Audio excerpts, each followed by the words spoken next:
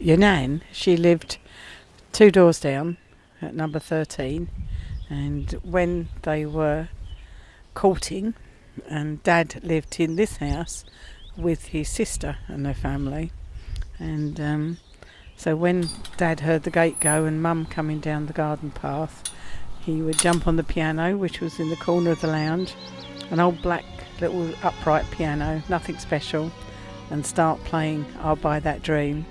I can just imagine Mum's face as she came in. I bet she absolutely loved it.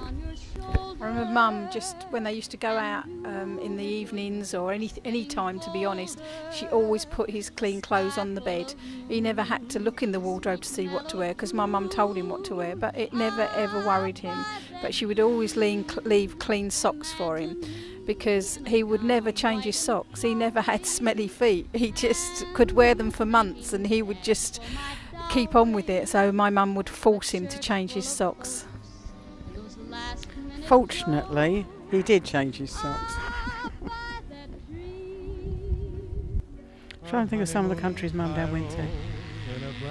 Kenya, Hawaii. America, Caribbean, several places in the Far East, so Thailand, Malaysia. They absolutely loved it there. Bali.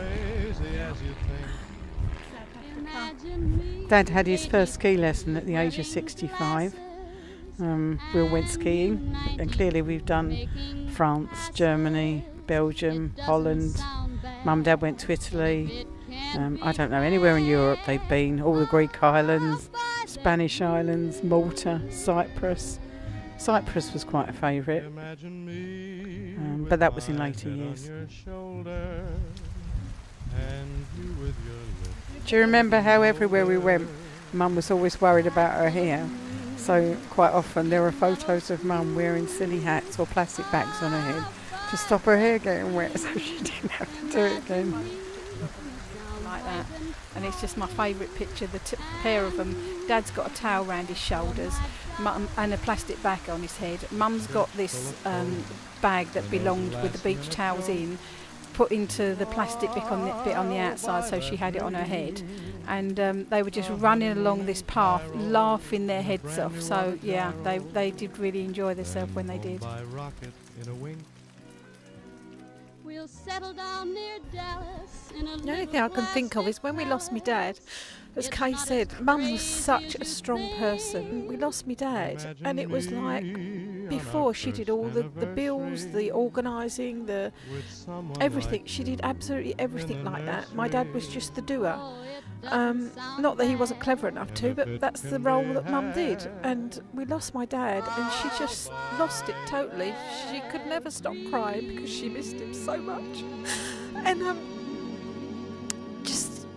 she just lost the strength of being able to do things. She would ask us, how did she do this piece of paperwork or that? And it was like, Mum, what's the matter with you? You would have done it all before. But when she lost Dad, she lost half of herself, I think.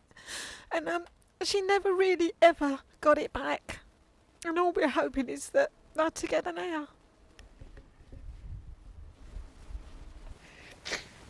I thought today I had to, in finishing off and handing in the keys, that I had to say goodbye, but I don't. I don't have to do that yet.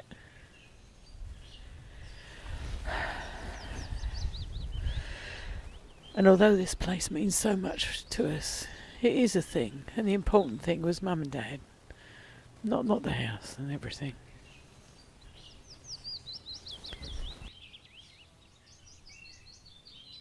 And another thing while I'm here, Auntie Pat said to me, not so long ago really, that Dad always loved the bones off Mum. And I kind of like that. Imagine me with my head on your shoulder, and you with your lips getting bolder, a sky full of moon and a sweet mellow tune. I'll buy that dream. Imagine me in a gown white and flowery, and you thanking Dad for my dowry. A church full of folks and those last minute jokes.